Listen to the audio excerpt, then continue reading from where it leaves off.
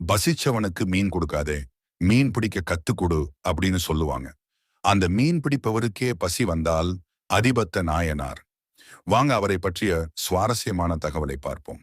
இந்த காணொளியை கேட்கும்போது சிவபெருமான் மீது உள்ள பக்தி அப்படி சொல்வதை விட காதல் அதிகமாகும். சில 100 ஆண்டுகளுக்கு முன் நாகப்பட்டினத்தில் நுழைப்பாடி என்ற கிராமத்தில் பரதவ குலத்தில் பிறந்தவர். மீன் பிடிப்பதுதான் அவருடைய தொழில்.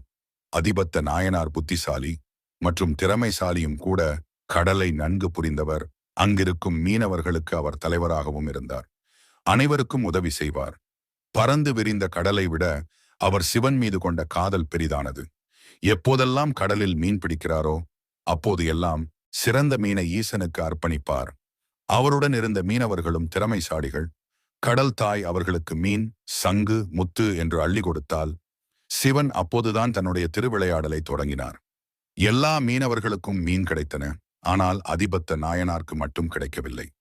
ஒரு சில நாட்களில் ஒரு மீன் மட்டும் கிடைக்கும். அதையும் உனக்கே அர்ப்பணிக்கிறேன் என்று சிவனுக்கு கொடுத்து விடுவார். இதுபோல தொடர்ந்து நடக்க ஆரம்பித்தது. இதனால் அவரின் சேமிப்பு குறைத்தது. பசியால் வாடினார். பசியால் கண்கள் வாடின, கால்கள் தளர்ந்தன, உடல் மெலிந்தன. மறுநாள் கடலுக்கு சென்று வலை வீச அவருடைய வலையில் தங்க மீன் சிக்கியது. அந்த மீனில் வைரம், வைடூரியம் பதித்து பளபளப்பாக இருந்தது.